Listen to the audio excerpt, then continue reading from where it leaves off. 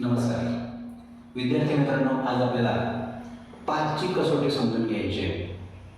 5ची कसोटी याच्या अगोदर झालेल्या कसोट्यांपेक्षा काही प्रमाणात का होईना ही सोपी आहे. 2 अंक लक्षात ठेवायचे. किती? फक्त 2 अंक लक्षात ठेवायचे. बघूयात. ज्या संख्येच्या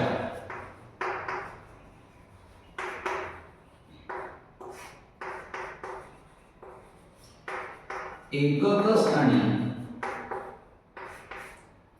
0 किंवा 5 यापैकी कोणताही एक अंक असेल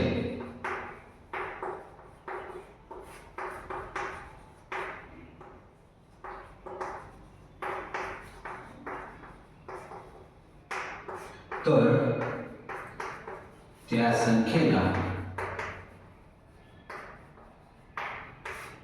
5ने निःशेष भाग जातो.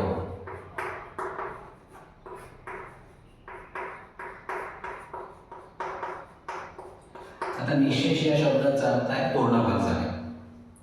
बघा, व्याख्या काय केली आपण? फक्त आणि फक्त त्या संख्येचा एकक स्थानी असलेला अंक आपल्याला बघायचा आहे. मग एकक स्थानी 2च अंक आपल्याला हवेत. याच्याऐवजी कोणताही अंक असेल तर मात्र त्या संख्येला 5ने निश्चय भाग जाणार नाही आणि बाकी 0 होणार नाही. उदाहरणार्थ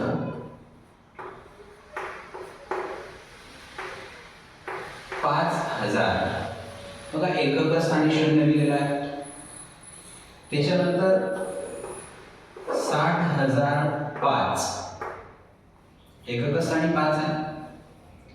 त्याच्यानंतर 63,255 एकक स्थानी 5 आहे.